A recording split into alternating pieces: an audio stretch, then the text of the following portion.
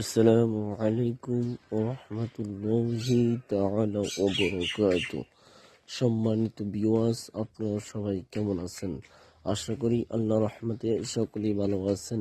আজকে ফজরের নামাজ আদায় করে আপনাদের সামনে একটি আমল নিয়ে আসলাম, যে আমলের মাধ্যমে আপনি দূর থেকে আপনার ভালোবাসার মানুষকে আপনার জন্য পাগল বানিয়ে, অস্থির বানিয়ে আপনার কাছে নিয়ে আসতে পারবেন। তাতে তার কাছে যাওয়া লাগবে না, তাকে কিছু খাওয়ানো লাগবে না, কিন্তু আপনি এটি নিজেই করতে পারবেন।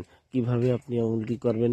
যাকে ভালোবাসেন সে তার একটি ছবি নিয়ে এবং 7টি পেরেক অর্থাৎ লোহা নিয়ে, ছোট যে 2 ইঞ্চি লোহা আছে ওই লোহাগুলো নেবেন।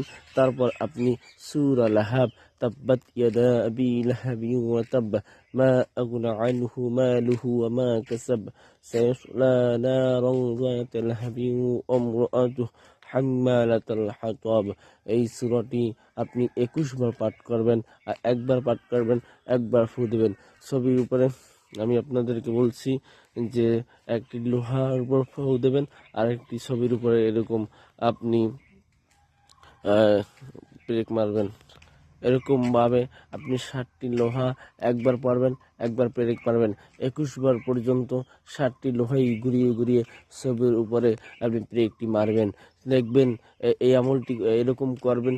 তারপর আপনি 11 বার দুরূদ শরীফ পাঠ করবেন।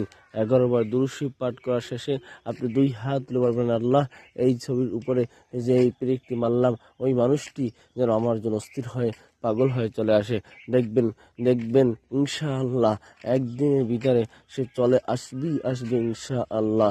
তবে একটু সে অসুস্থ হবে, যেহেতু তার শরীরের ভিতরে পেরেক ঢুকাইতেছেন। যদিও আপনি ছবির ভিতরে পেরেক ঢুকাইতেছেন, কিন্তু সেটা ছবি না, তার শরীরের ভিতরে। এটা 100% পরীক্ষিত এবং একদম কার্যকরী।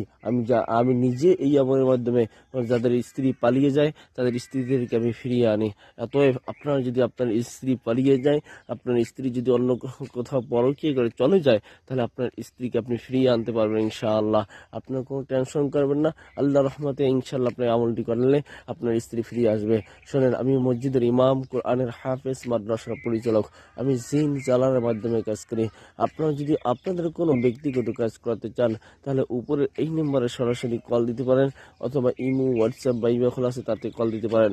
অনেকে বলবেন, হুজুর আগে মসজিদে বসে আমল দিতেন, সরাসরি কোরআন শরীফ নিয়ে আমল দিতেন, সরাসরি তাবিজের কিতাব থেকে আমল দিতেন, এখন দেন না কেন?